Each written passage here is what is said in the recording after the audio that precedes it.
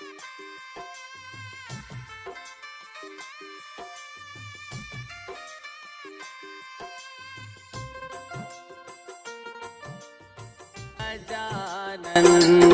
महाराज पधारो, कीर्तन की तैयारी है। नमस्कार दोस्तों, मनहार के इस अंक में आपका स्वागत है। आज मैं आपके लिए एक बड़ा ही रोचक विषय लेकर आया हूँ। जी हाँ, आप सब जानते हैं कि हमारे मन में जो एक माला है विचारों की, जो एक माला है सोच की, उसमें तरह तरह के फूल हैं, तरह तरह के मोती हैं। लेकिन क्या आप जानते हैं उनमें जो मोती जड़े हैं, उनमें जो फूल जड़े हैं, उनकी खुशबू कितनी पुरानी है, कितनी बेहतरीन है, कितनी मनमोहक है, हम नहीं जानते। लेकिन कुछ चीज़ें ऐसी हैं जिन्हें हम पसंद करते हैं, हम उनके विषय में चर्चा भी करते हैं। लेकिन उनकी शुरुआत कब हुई, कब उनका चलन हुआ, कैसे वो लोकप्रिय हो गई, इसके विषय में शायद ही बहुत कम चर्चा होती है। क्योंकि मन का हार, दोस्तों, मन को कभी मत हारने देना, क्योंकि ये मन का हार एक ऐसा तत्व है, एक ऐसी जड़ी बूटी है, एक ऐसी औषधि है जो हमारे जीवन को हमेशा खुशनुमा बनाए रखती है। मन के हार में उमंग है, तरंग है, सब कुछ है, लेकिन बस हारना नहीं है। उस हार को पहनना है, उस माला को धारण करना है कि अपने मन को मत गिरने दो, अपने मन को मत गिरने दो। लोग गिरे हुए मकान की ईंटें तक उठाकर ले जाते हैं। तो दोस्तों, मनहार में मैं आपके लिए वो सब चीज़ें लेकर आ रहा हूँ जो ज़िंदगी में हमारे आसपास, हमारे परिवार में घुली मिली हैं। तो आज एक ऐसा विषय है जो शायद आप सोच नहीं सकते कि वो कितना पुराना है। जी हाँ, हाँ, मैं समझ रहा हूँ कि आपकी उत्सुकता बढ़ रही है, क्योंकि इतनी बकर बकर हो गई। अब तो पता चले कि आखिर आज का मनहार किस विषय पर है। तो मनहार एक ऐसे विषय पर है जो बरसों से हमारे परिवार में, हमारे समाज में, हमारे देश में, हमारे देश में नहीं बल्कि पूरी दुनिया में गुनगुनाया जाता है। नहीं नहीं नहीं नहीं साहब, अभी आप नहीं समझे। वो गीत नहीं है, वो लोकगीत भी नहीं है, वो गज़ल भी नहीं है, वो कव्वाली भी नहीं है। वो है तो एक ऐसी चीज़ जिसमें केवल हंसी, खुशी, व्यंग, मजाक, ये सब जुड़ा है। जी हाँ, मैं बात कर रहा हूँ पैरोडी की।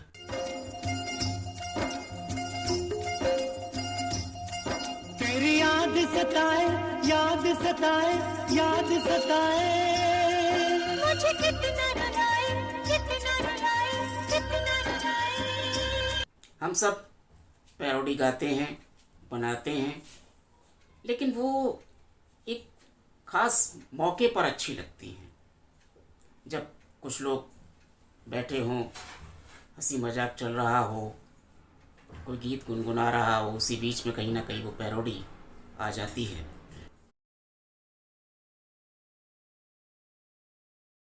बचपन में एक पैरोडी सुनी थी, आइए वहीं से शुरुआत करते हैं। मुझे आज भी याद है, मैं आपको सुनाता हूँ कि चोर घर में आ गए, लोटा थाल ले गए, मूंग और मसूर की सारी दाल ले गए, और हम डरे डरे खाट पर पड़े पड़े, सामने खुले हुए किवाड़ देखते रहे। कि नींद भी खुली न थी कि हाय शोर मच गया, इधर गया उधर गया कि चोर तो निकल गया। गोपाल दास नीरज जी के गीत कारवां गुजर गया गुबार देखते रहे, उस पर ये पैरोडी व्यंग है, मजाक है, और ये बहुत पहले बनाई, किसने बनाई ये तो मुझे नहीं मालूम, लेकिन आज भी लोकप्रिय है, सुनी जाती है, सुनाई जाती है। तो पैरोडी एक ऐसा माध्यम है, एक ऐसी विधा है जिसमें हम कोई मूलभूत कविता को ले लें, कोई गीत को ले लें, कोई लोकगीत को ले लें, किसी संगीत को ले लें, और उस पर हम अपने शब्दों में कुछ लिखते हैं, कुछ गुनगुनाते हैं, कुछ गाते हैं, और इस तरह बन जाती है पैरोडी। ये सुन, रोज रात को बियर वो लाए, विस्की के दो पैग बनाए, चीयर्स करके कहे पी ले मेरी जान, ऐसा पति मुझे दे भगवान, चखने में लाए जो काजू और बादाम, ऐसा पति मुझे दे भगवान। अब आप इसमें कहेंगे साहब इसमें क्या नई बात है, पैरोडी है। पैरोडी का क्या है, कभी भी हो सकती है, कहीं भी हो सकती है, लेकिन आपको मालूम है पैरोडी का इतिहास कितना पुराना है। शायद जो यंग जनरेशन के लोग हैं वो यही कहेंगे कि पैरोडी तो अभी मॉडर्न ज़माने की बात है, इसका पुराने समय से क्या लेना देना। लेकिन नहीं जनाब, पैरोडी ना तो आधुनिक काल की है, ना मध्यकाल की है, ना प्राचीन काल की है, बल्कि पैरोडी की परंपरा अति प्राचीन काल से इस दुनिया में मौजूद है।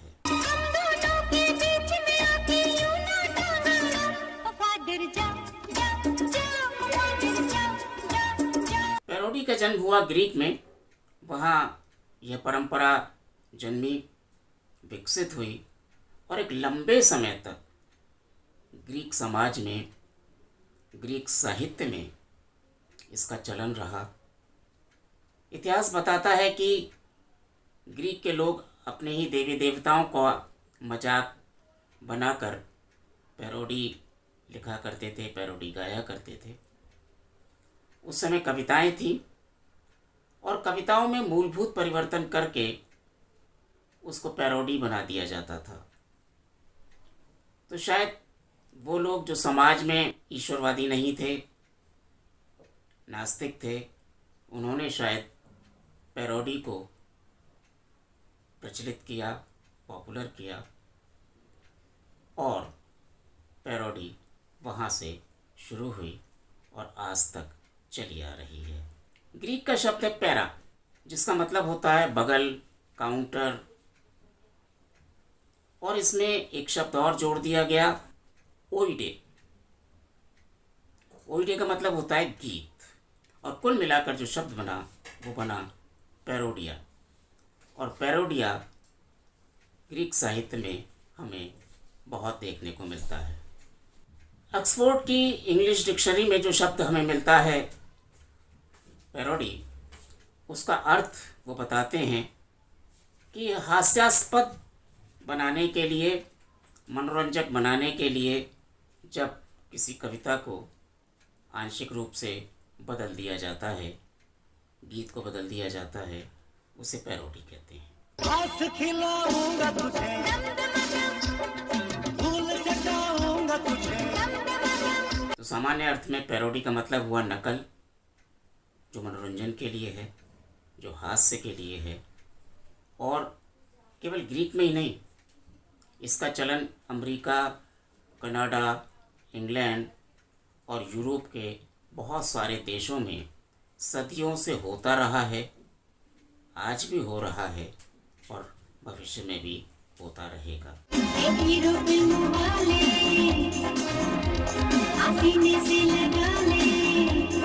तो पैरोडी एक विषय पर एक रचनात्मक कार्य है, और अगर हम इसे कला संस्कृति के क्षेत्र में देखें तो साहित्य के साथ साथ फिल्म, गीत, संगीत, एनिमेशन, राजनीति, साहित्य, गैम्बलिंग और न जाने किन किन क्षेत्रों में इसका इस्तेमाल होता रहा है, हो रहा है और आगे भी होगा। तो पैरोडी का अपना एक इतिहास है, पैरोडी का अपना एक जुनून है जो हमें देखने को मिलता है। अब जैसे मैंने कहा कि पैरोडी मनोरंजन का साधन है। अब इन साहब को देखिए, ये क्या कह रहे हैं। इस बोतल में वो जादू है, पीते बहक जाता हूँ, पीना चाहता हूँ बोतल को, अद्धे में लुढ़क जाता हूँ। तू जो एक पैक डालेगी उठे मरने वाले, थोड़ी चाट तो मंगा ले, मुझे सूखी का शौक नहीं है। वो चल पड़ते हैं ठेके पे कदम, मैं रोक नहीं पाता। वो इस बोतल में वो जादू है। पैरोडी लिखने वालों का एक वर्ग बिल्कुल अलग है और वो केवल पैरोडी ही लिखते हैं। क्षेत्रीय आधार पर आपको पैरोडी लिखने वाले मिल जाएंगे, हर इलाके में मिल जाएंगे, गांव में, कस्बे में, तहसील में, ज़िले में, प्रदेश में, देश में, हर जगह, जो केवल पैरोडी ही लिखते हैं। और वो पैरोडी उस क्षेत्र में एक लोकप्रियता हासिल करती है और चलन में आ जाती है। लेकिन इसके बावजूद हमारे जो कवि हैं, कवयित्री हैं, वो भी इस मोह से बच नहीं पाए। तो देखिए, हमारी ये कवयित्री आपको एक गीत की पैरोडी सुना रही हैं।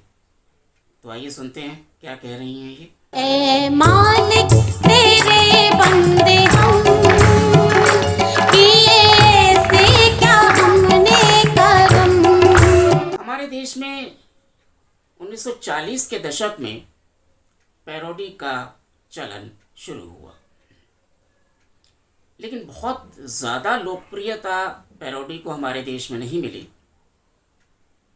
क्षेत्रीय आधार पर तो हमें देखने को मिलता है हर शहर में, जैसा मैंने पहले भी बताया कि पैरोडी लिखने वाले हैं और वो लिखते हैं। फिल्मों में पैरोडी बहुत ज़्यादा पॉपुलर नहीं हुई और शायद इसका कारण ये है कि हम लोग मौलिक संगीत और गीत को ज़्यादा पसंद करते हैं।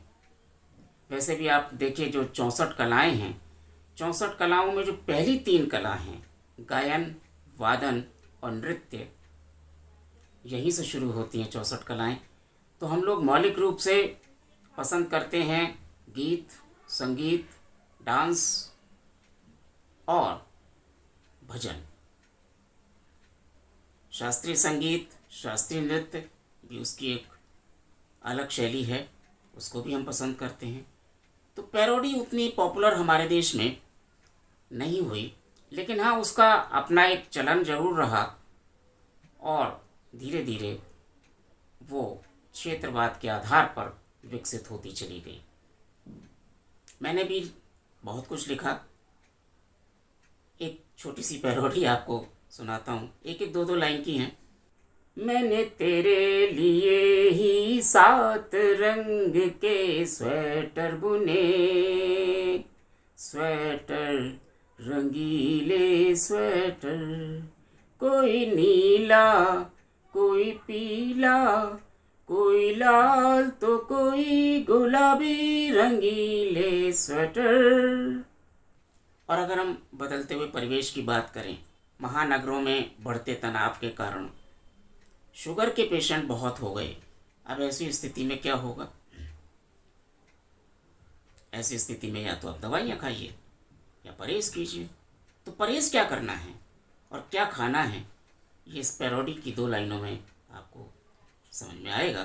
खा करेला, खा करेला, खा करेला, तेरा आलू पीछे छूटा, तू तो खा करेला।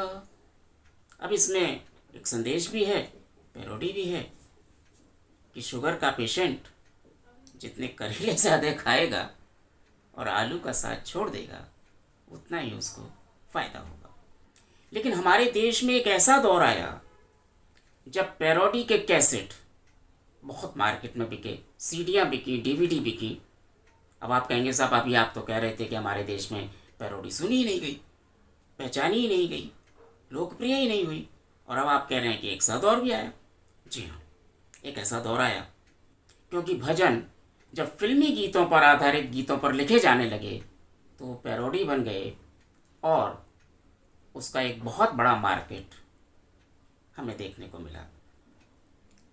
अब ये कितना सही है कितना गलत ये तो हम आगे बताएंगे। एक पैरोडी भजन जो हमेशा मुझे याद रहता है वो आपको मैं सुना देता हूँ। कभी फुर्सत हो तो जगदम्बे, निर्धन के घर भी आ जाना, जो रूखा सूखा दिया हमें, तुम उसका भोग लगा जाना। भक्ति में डूबे लोगों ने पैरोडी के माध्यम से एक अपना बाजार बनाया। आओ आओ बेगा आओ, चावे दरस को भारी है। इस बाजार में कैसेट थी, सीडी थी, डीवीडी थी। समय बदला तो अब आपको अलग अलग चैनल्स पर, सोशल मीडिया पर वो भजन और गीत सुनने को मिलते हैं। कहीं जगराता होता था, कहीं भजन मंडली बैठती थी, कहीं कोई पूजा पाठ होता था, तो भजन के नाम पर पैरोडी भजन ही गाए जाते थे। कुछ लोगों का मानना है कि यह भक्ति भाव के विरुद्ध है, क्योंकि जब आप पैरोडी भजन सुनते हैं तो कहीं ना कहीं दिमाग में आपके जो मौलिक गीत है, जिस गीत पर वो पैरोडी बनाई गई है, वो गूंजने लगता है और उसके बाद आपका भक्ति भाव धीरे धीरे आपके दिमाग से निकल जाता है। इसके विपरीत जो लोग पैरोडी लिखते हैं उन्होंने इसकी वकालत की। कुछ लोगों ने कहा जो पैरोडी ही लिखते हैं, उन्होंने कहा साहब हमारा तो व्यवसाय ही ये है, हमारी तो रसोई ही इसी से चलती है। तो आप क्या कहेंगे? पैरोडी है, सुनिए, मस्त रहिए। शबरी संवार रास्ता आएंगे राम जी, मेरा भी धन्य जीवन बनाएंगे राम जी। भजन तो भजन, अब आरती की भी पैरोडी बन गई है। किसी मित्र ने मेरे को भेजा व्हाट्सएप पे, आप भी सुन लीजिए। कोरोना से हो बचना तो इतना जरूर करना, सुबह शाम योग करना, सुबह शाम योग करना, प्राणायाम रोज करना, फेफड़ों को स्ट्रॉन्ग करना, बड़ा वजन भी कम करना। आजकल टीवी मीडिया का दौर है और टीवी पर आपको बहुत सारे एनिमेशंस ऐसे मिल जाएंगे जिसमें नेताओं का मजाक उड़ाया जाता है और उसमें भी कोई ना कोई पीछे से पैरोडी सॉन्ग होता है, डायलॉग होते हैं, उससे समाहित किया जाता है। जब रंगमंच का दौर था, जब हमारे यहाँ नौटंकी हुआ करती थी, तब पैरोडी का एक अपना चलन शुरू हुआ। हालांकि शुरुआती दौर में रंगमंच जो है वो लोकगीतों पर आधारित रहे। शुरुआत में जो नौटंकी थी वो भी लोकगीतों पर रही, फिर वो फिल्मी गीतों पर आ गई। लेकिन जब नौटंकी धीरे धीरे ख़त्म होने लगी तो वो फिल्मी गीतों के बजाय पैरोडी सॉन्ग्स पर थिरकने लगे।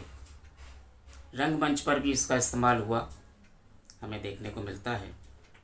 जो भी है, ये एक साधन है मनोरंजन का, और इस मनोरंजन में आप सभी डूबे रहते हैं, डूबे रहिए। इस कोरोना काल में, महामारी के दौर में, जब सारा विश्व त्राहिमाम त्राहिमाम कर रहा है, इसमें भी, इस पर भी बहुत सारी पैरोडी बनी। एक पैरोडी की 2 लाइनें मैंने भी लिखी, मैं आपको सुनाता हूँ। देख तेरे संसार की हालत क्या हो गई भगवान। कोरोना खा गया इंसान, कोरोना खा गया इंसान।